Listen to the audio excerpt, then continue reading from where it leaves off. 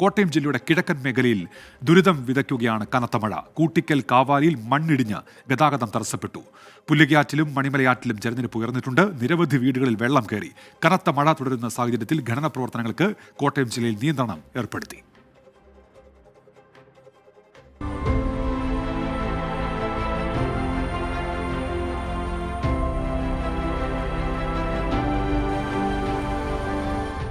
ഇന്നലെ വൈകിട്ട് കാഞ്ഞിരപ്പള്ളി താലൂക്കിൽ ആരംഭിച്ച കനത്ത മഴ മണിക്കൂറുകളോളം നീണ്ടുനിന്നു. ഇതിന് പിന്നാലെയാണ് കൂട്ടിക്കൽ കാവാലിയിൽ മണ്ണിടിച്ചിലുണ്ടായത്.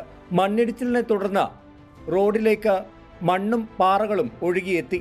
തുടർന്ന് കൂട്ടിക്കൽ കാവാലി ചേലത്തഴമ്പ് റോഡിൽ ഗതാഗതം തടസ്സപ്പെട്ടു. ഇന്നലെ രാത്രി ഒരു 9:30 ശേഷമാണ് സംഭവിച്ചത്. ഭയങ്കര മഴയായിരുന്നു. 5 മണി തൊട്ട് നിർദ്ദേശം കൊടുത്തു, വില്ലേജിൽ നിന്ന് അറിയിച്ചു, അങ്ങനെ പഞ്ചായത്തിൽ നിന്ന് അറിയിച്ച് രാത്രിയിലൊക്കെ വിളിക്കുന്നുണ്ടായിരുന്നു. മണ്ണിടിച്ചിലായിട്ട് കൂട്ടാനേ പറ്റും. മുകളിൽ നിന്നൊരു കയ്യാല ഇങ്ങനെ ഇടിഞ്ഞു വന്ന് റോഡ് മുകളിലുണ്ട്, ഒരു പഞ്ചായത്ത് റോഡ്. അതിന്റെ സൈഡ് സംരക്ഷണ ഭിത്തി ഇടിഞ്ഞു വന്ന കൂടെ ഇതിങ്ങനെ പോകുന്നേ ഉള്ളൂ. ഇതൊരു ഉരുളായിട്ട് കൂട്ടാനില്ല. മേളിൽ നിന്ന് മണ്ണിടിച്ചിലുണ്ടായിട്ട് താഴോട്ട് വന്നിട്ട് ഉരുളായിട്ട് ഇങ്ങനെ പോകുന്നു. നാശനഷ്ടങ്ങള് കുറച്ച് സ്ഥലം മറ്റു കൃഷിഭൂമികളെല്ലാം നശിച്ചിട്ടുണ്ട്. പുല്ലകയാറ്റിലും മണിമലയാറ്റിലും ജലനിരപ്പ് ക്രമാതീതമായി ഉയർന്നു. മുണ്ടക്കയത്തും മണിമലയിലും നിരവധി വീടുകളിൽ വെള്ളം കയറി. രാത്രിയിൽ പലയിടങ്ങളിലും ഗതാഗതവും തടസ്സപ്പെട്ടു. മണിമലയാറിന്റെ തീരത്തുള്ളവർക്ക് ജാഗ്രതാ നിർദ്ദേശം നൽകിയിട്ടുണ്ട്.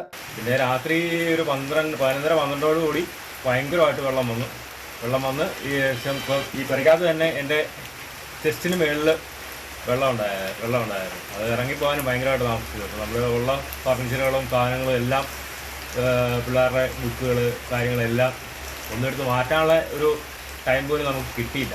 മുണ്ടക്കയത്ത് 242 മില്ലിമീറ്റർ മഴയാണ് ഇന്നലെ രേഖപ്പെടുത്തിയത്.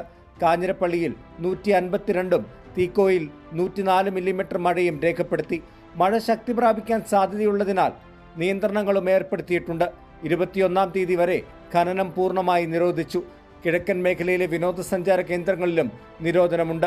വാഗമൺ ഈരാറ്റുപേട്ട റൂട്ടിൽ രാത്രികാല യാത്രയും വിലക്കി. ഉരുൾപൊട്ടൽ സാധ്യത ഏറെയുള്ള മേഖലയാണ് കൂട്ടിക്കലടക്കമുള്ള കിഴക്കൻ മേഖല. അതുകൊണ്ട് തന്നെ ജാഗ്രത പാലിക്കണമെന്ന് തന്നെയാണ് ജില്ലാ ഭരണകൂടം നൽകുന്ന മുന്നറിയിപ്പ്. കോട്ടയത്ത് നിന്ന് അരുൺ നീണ്ടൂരിനൊപ്പം ടോബി ജോൺസൺ, 24. പൊതുജനം കഴുതയല്ല സാർ.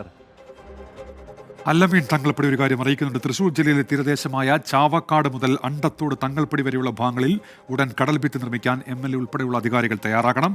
100 മീറ്ററോളമാണ് ഇപ്പോൾ കടലേറ്റം ഉണ്ടായിരിക്കുന്നത്. അത് തീരദേശത്തിന്റെ ആശങ്കയാണ്. കാര്യത്തിൽ ഇടപെടൽ വേണമെന്നാണ് അല്ലമീൻ ആവശ്യപ്പെടുന്നത്.